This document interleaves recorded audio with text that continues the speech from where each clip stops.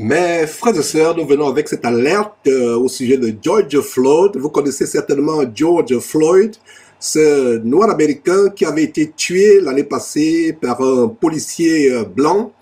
Cela a déclenché à travers les États-Unis des grèves, des casses, des magasins qu'on détruisait, des gens qui brûlaient les magasins, les maisons. Et les gens sont descendus dans la rue à travers les États-Unis. Alors George Floyd est devenu une véritable idole aux États-Unis. On lui a construit des statues, il avait des peintures murales, des fresques. Alors, ce qui se passe, c'est que la nuit passée, la foudre a détruit la fresque idole de George Floyd, cet homme qui était vénéré à travers le monde et même jusqu'en Afrique. En Europe, il y avait des marches, des manifestations et comme vous voyez sur votre écran, il y a eu des casses pendant des mois et des mois pour vénérer, adorer cet homme.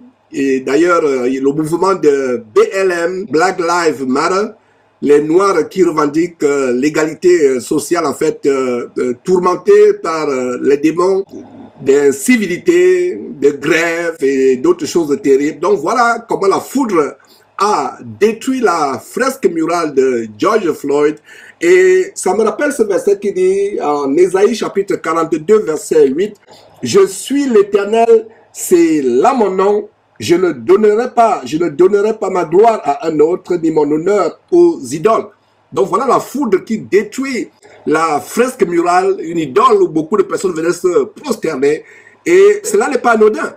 Cela n'est pas anodin et ceux qui ont les yeux ouverts ont compris ce qu'il y a derrière. D'ailleurs, nous avons cette réaction de quelqu'un aux États-Unis qui a fait cette carte, qui a posté ceci en disant « Tu n'auras pas d'autre Dieu devant ma face ». La personne qui a posté cela cite Exode chapitre 20, versets 2 à 3. L'idolâtrie est une chose terrible devant Dieu. Donc voilà ce George Floyd, un criminel, un habitué aux stupéfiants, à la drogue, à la cocaïne, qui a résisté à l'autorité. La Bible dit de ne pas résister à l'autorité, qui a résisté à l'autorité, à la police, qui l'interpellait dans la rue. Il a résisté et voilà comment il a été tué. Le policier était en train de le menotter. En passant, ce policier a été condamné.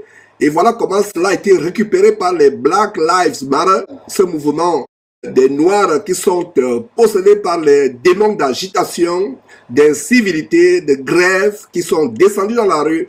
Et d'ailleurs, mes frères et sœurs, il y a quelque chose que je vais vous montrer qui est tellement choquant, qui vous montre qu'on ne s'amuse pas avec Dieu. Vous voyez sur votre écran Nancy Pelosi. Pour ceux qui ne sont pas aux États-Unis ou qui ne connaissent pas Nancy Pelosi, c'est la troisième personnalité des États-Unis. Ça veut dire qu'après le président, après le vice-président, c'est elle, c'est la troisième personnalité. Ça veut dire que si quelque chose arrivait au président, quelque chose arrivait au vice-président, c'est elle qui prendrait le pouvoir en tant que président intérim jusqu'à ce que les nouvelles élections se passent. Alors, pourquoi je vous parle de Nancy Pelosi? C'est justement parce que Nancy Pelosi était en train de prier, d'adorer George Floyd, un criminel qui a adoré. Suivez vous-même, mes frères et sœurs. Merci George Floyd pour avoir sacrifié ta vie pour la justice. Ta vie sera toujours synonyme de justice. Suivons encore.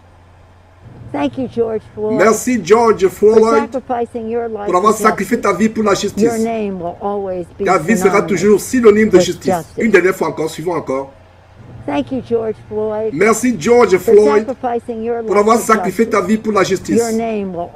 Ta vie sera toujours synonyme de justice. Voilà mes frères et sœurs, c'est terrible. Vous voyez cette femme qui lève le regard vers le ciel et adore un criminel. Adore un criminel. C'est terrible. Cela nous rappelle quoi? Cela nous rappelle le jour où Jésus devait être crucifié. Les gens ont préféré libérer un criminel, Barabbas, qui a été, pas Barnabas, il y a une confusion, pas Barnabas, mais Barabbas, a été libéré à la place de Jésus-Christ. Les autorités ont demandé au peuple, entre Jésus et Barabbas, que vous voulez qu'on vous libère. Les gens ont dit, libérez Barabbas, crucifiez plutôt Jésus-Christ. Voilà un saint, le Fils de Dieu Jésus-Christ est crucifié et c'est un criminel qu'on libère. Est-ce que c'est nouveau, mes frères et sœurs? Il n'y a rien de nouveau sous le soleil.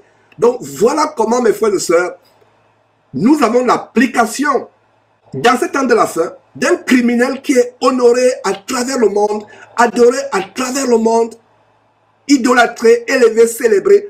Mais voilà comment la justice de Dieu s'est établie. On ne se moque pas de Dieu. On ne peut pas essayer de prendre la gloire de Dieu. C'est la même chose avec ces faux pasteurs qui prennent la gloire de Dieu, s'asseyant sur leur trône comme étant des roitelets, des empereurs. Voilà, mes frères et sœurs. J'espère que cette petite alerte nous servira de leçon, à savoir que nous ne pouvons pas nous amuser avec Dieu. Celui qui s'amuse avec Dieu emportera la peine. Voilà donc un criminel qui est célébré à travers le monde, quelqu'un qui a résisté à la police, au lieu de se soumettre aux autorités qu'il interpellait dans la rue, il a résisté, il a été tué. Et les politiciens ont récupéré cela. Les Black Lives Matter, les mouvements des Noirs possédés par les démons d'agitation et d'incivisme ont récupéré cela. Cela a fait des mouvements, des casses à travers les États-Unis, même à travers le monde, même jusqu'en Afrique. Et voilà, la fresque murale a été détruite par la foudre, par un éclair puissant, ça a été détruit. Mes frères et sœurs, regardez cet homme et vous pouvez voir avec les ailes. On le prend pour un ange, pour un saint qui est au ciel et on peut le prier, comme vous avez vu Nancy Pelosi, la troisième personnalité américaine politique qui adore. Donc voilà cette muraille qui a été détruite, mes frères et sœurs. Nous sommes derrière Jésus-Christ TV pour vous ouvrir les yeux par rapport aux événements de cette fin de temps. Vous connaissez la vérité vous affranchira.